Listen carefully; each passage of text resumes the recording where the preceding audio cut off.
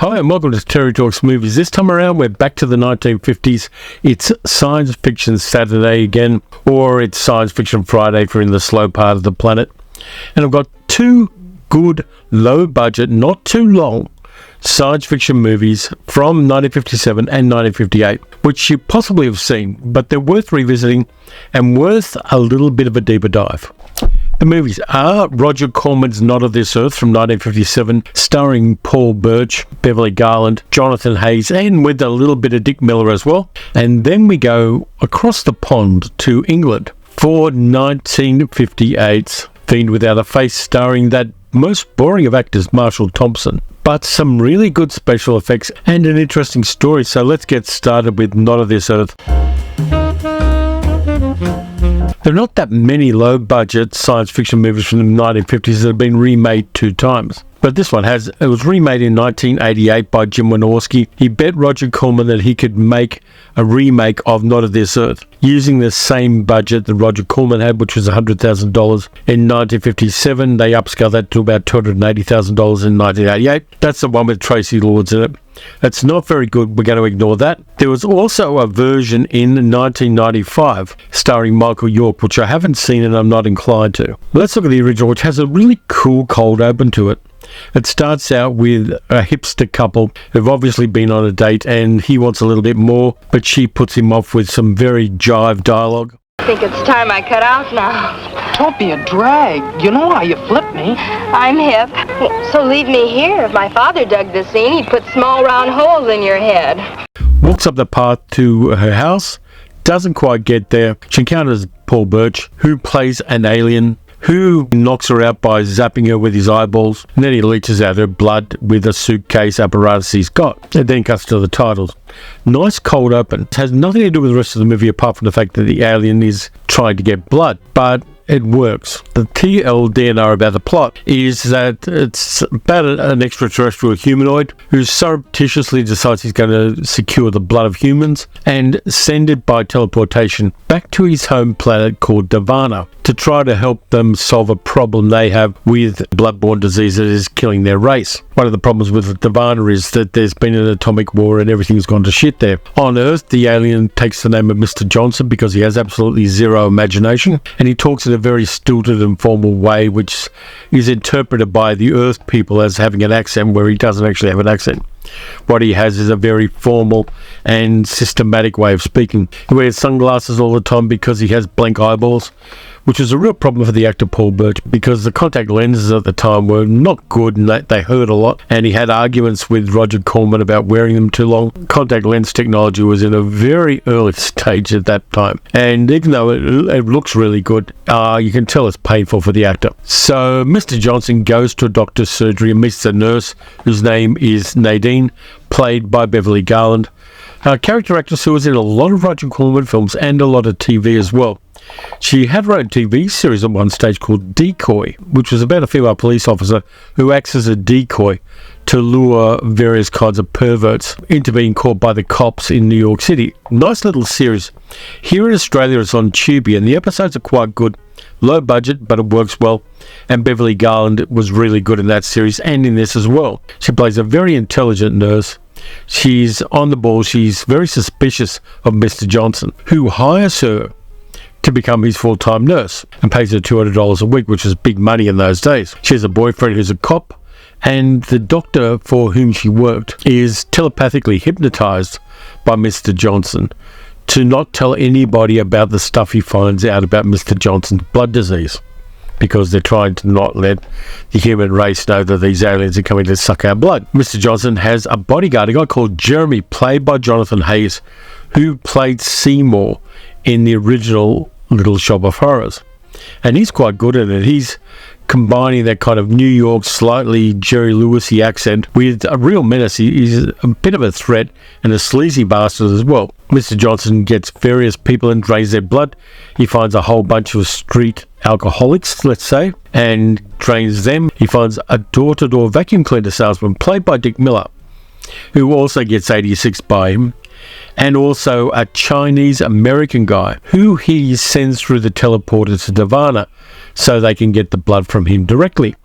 Unfortunately, due to a malfunction in a teleporter, that guy gets crushed on the way through, and it turns out his blood's not useful. So Mr. Johnson is going around sucking blood out of people and killing them. A woman from Devana comes through the teleporter and tries to assist him, and she needs a blood transfusion because blood disease. And unfortunately, Mr. Johnson steals her a bottle of blood, not knowing that it's infected with rabies, because the doctor has a thing going where he's experimenting on rabies infected blood. He transfuses it into the female alien who never gets a name, and she croaks.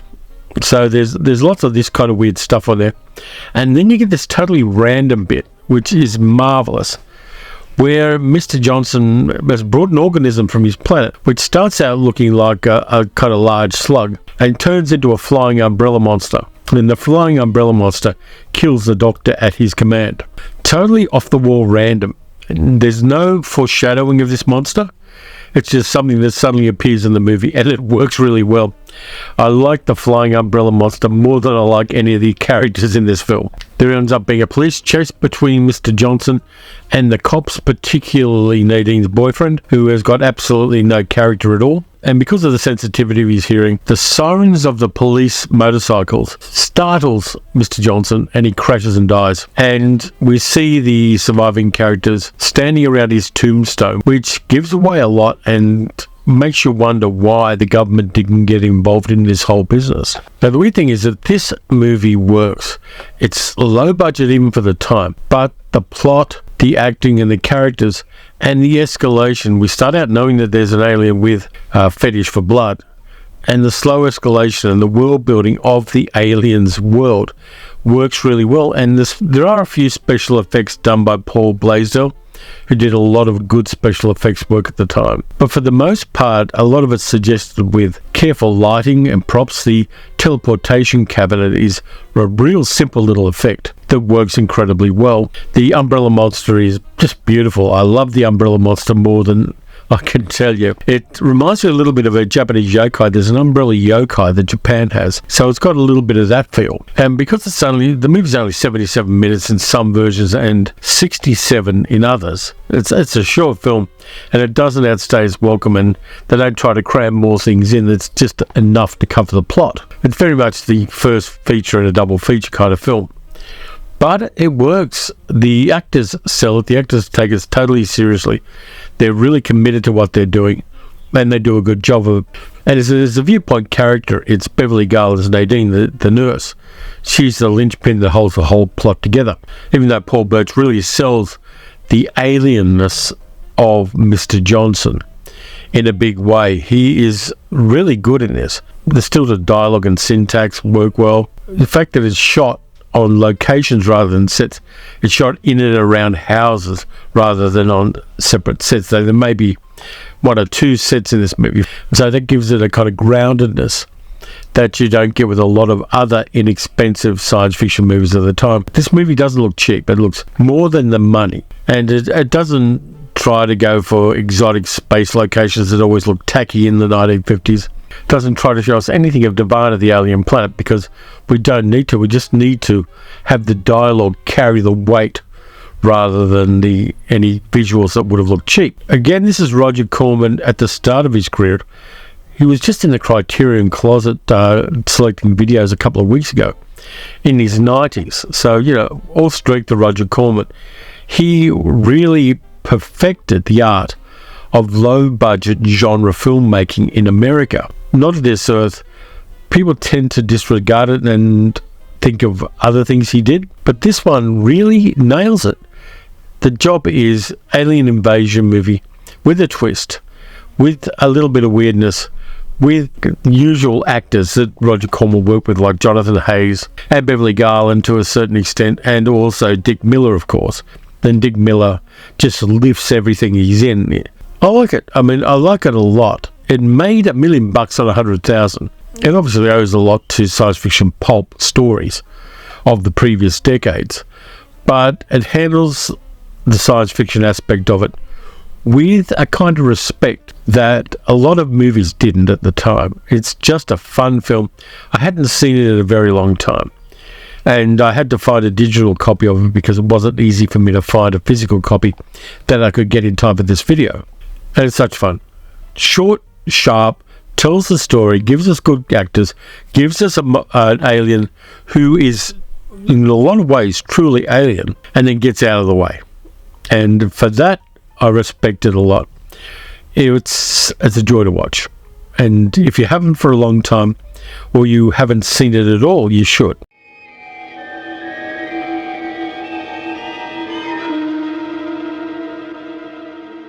And that brings us to the second film, Fiend Without A Face, which was filmed in England pretending to be Canada, and the production used a lot of American and Canadian actors to make it look like it was made in Manitoba, where it's actually set. And that one is even weirder than Not of This Earth. As I said, shot in England, directed by a guy called Arthur Crabtree, who had been a director for a very long time. This is one of his last films. The story is pretty simple.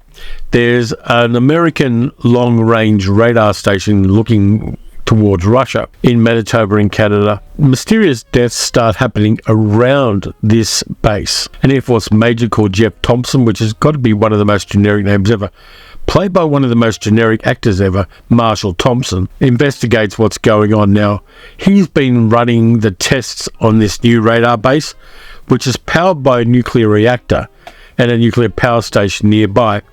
And the locals are getting fed up because there are lots of planes flying over the base, and they're worried about radiation, and they're told that the radiation's all okay, there's nothing out of control in this. But people start dying, and post-mortems are done, and they find that the people have had their brains and their spinal cord sucked out through 2 puncture marks in the base of their necks. Whatever is doing that is invisible.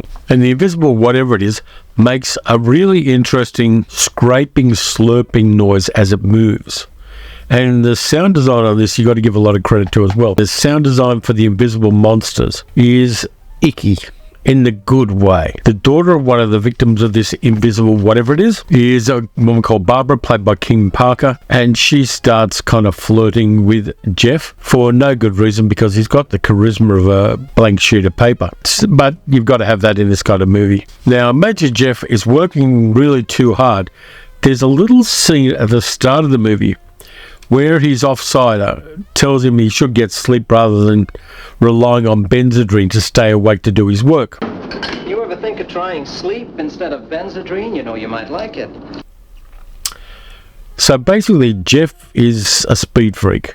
He's popping Benzedrine, and this then tells me why he makes some poor decisions later on. The guy is off his face. So things escalate, and there appear to be more than one of these monsters. Nobody knows what's going on. The investigation leads them to a scientist called Professor R.E. Wargate, played by a veteran English actor called Kynaston Reeves, who has been experimenting on his own to create living thought impressions, so emotions and thoughts manifested in physical form. He's created a machine to do this, and the machine does it at a certain level. But when the nuclear power plant running the base comes on board, the power of that nuclear reactor has intensified and increased and multiplied these thought creatures. They're almost like that kind of mystical idea of tulpas, thought forms manifested in human form, except this isn't quite a human form. This is part of a human, but it's not all of a human. And as things escalate and the ensemble cast start getting killed off by these invisible monsters, and the protagonists barricade themselves in the house, the nuclear reactor is turned up to increase the range of the radar, and these creatures become visible, and their brains with eyes on stalks and spinal cords for tails, and they kind of move themselves along the ground like creepy grasshoppers. They're great. The monsters in this, which are only in the last 15 minutes of the film, are bloody wonderful. They were created using physical models and also stop motion animation from a company in Munich. And they look good, they're creepy, they're icky.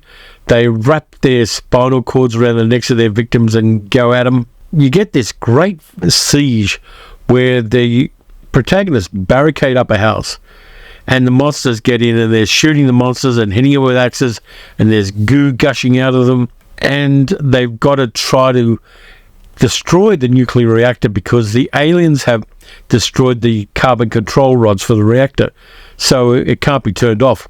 So Jeff has to run out, grab some explosives, and blow up the nuclear reactor, because what could possibly go wrong when you do that? And he does it. But we don't care about that. We don't care what happens to the humans. We don't care anything. The thing you care about is how bloody cool these monsters look. They are original and they're fantastic. And even though they are created partly through physical models and partly through stop motion animation, as soon as you see them, you've got a lot of goodwill towards them. You go, yeah, they're stop motion, but I don't care. They're bloody great monsters. There's one really creepy scene where somebody staggers through a doorway and kind of collapses and dies eventually. But he's been partly devoured by these monsters. So he's been turned into a shambling moron because half his brain's been eaten. That kind of works for me. This movie also has a really great look. The cinematographer for this film was a guy called Lionel Baines, who was also a special effects technician. He worked for Ealing Pictures after the war. He did Passport to Pimlico for Ealing, and he did a number of other films. He really knew how to blend cinematography with special effects. There are scenes like the one in the autopsy room where they discover that the victims have had their brains and spinal cord sucked out, which is shot really well with shadows cast against the wall. People are discussing what to do about this and what could possibly have caused it. And it gives it an abstract but really useful look. And again, done on a low budget, not a particularly long film. Lionel Baines also worked on TV later on, and he did things like the Saint TV series for Roger Moore and The Baron with Steve Forrest. He did some things for the Avengers TV series, the one with Diana Rigg and Patrick Macnee. He worked on that as a cinematographer. Like his last work was on Man in a Suitcase, the Richard Bradford series that ITV did, a kind of spy series, which is kind of fun. So he really knew what he was doing, and just in that positioning of the lights and the way he shot various scenes, which could be very ordinary scenes otherwise, works very, very well. And Fiend Without A Face also got a Criterion release. Now, that in itself means that it's worth watching. I've yet to see a movie on Criterion that wasn't at least interesting. The best thing about this, of course, is that even though it is a Cold War story with the radar installation and the nuclear plant running it and the military's involvement and all that, it's about human beings and human experimentation, creating a new and malevolent life form on Earth. There's no aliens in this one. There's no outer space stuff. There's no flying saucers. There's nobody beaming into a closet the way there is with Not of This Earth. It's an experiment gone wrong by a rogue scientist who lives out in the sticks. And again, the budget was low. This one had a £50,000 budget at the time, which was nothing really. And it made roughly $650,000 US. Yeah, both of these films show that science fiction can be made on a low budget and made on a low budget well. There's a lot can be learned from these films, particularly given how easy it is now to make a movie. And the lessons learned aren't the lessons that are being learned by some of the really prosaic science fiction that's coming out of Netflix and other companies at the moment, where these stories are the same as we've seen 55 other times in various other forms. Both of these films I love because they respect genre. They're telling their story, they're doing it well, they're not secretly winking at the camera. They're taking their premise seriously. And even though I would have liked to have had a leading man with a lot more riz than Marshall Thompson ever had, it's the monsters at the end of Fiend Without A Face that sell this story and bestow upon us the goodwill we have towards it. And the lovely thing here, of course, is that both of the movies run around 77 minutes or so. Fiend Without A Face is 77 minutes. The other one, 71, I think it is.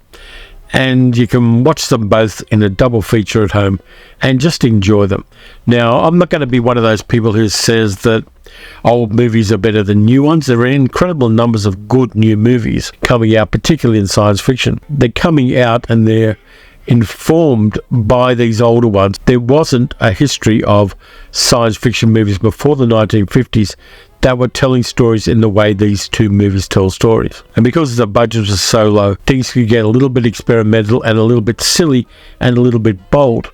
And I think it pays off because we're still talking about these movies in the third decade of the 21st century. And that's it for this time around. I really enjoyed revisiting these ones. They were fun, and they didn't insult my intelligence the way so many movies do these days. But they didn't insult my intelligence. They gave full value for the time I invested in them. So thanks a lot for watching. If you enjoyed the video, please like, subscribe, leave a comment, hit the notification bell, otherwise you may miss out on some of the videos. I'm doing another horror double feature for the Monday video, which is going to come out on Sunday if you're in the slow part of the planet, and I'm looking forward to that as well. They're both Amicus films, one of which you know quite well, one of which is a little bit more obscure. And then Wednesday I'll find something else. I may do a haul because I've picked up some new things that I really want to talk about, and I really want to then go into more depth on some of them. So until then, watch some good movies, watch some bad movies. Watch some old movies that cost $3.50 and are only 70 minutes long. And I'll catch you next time.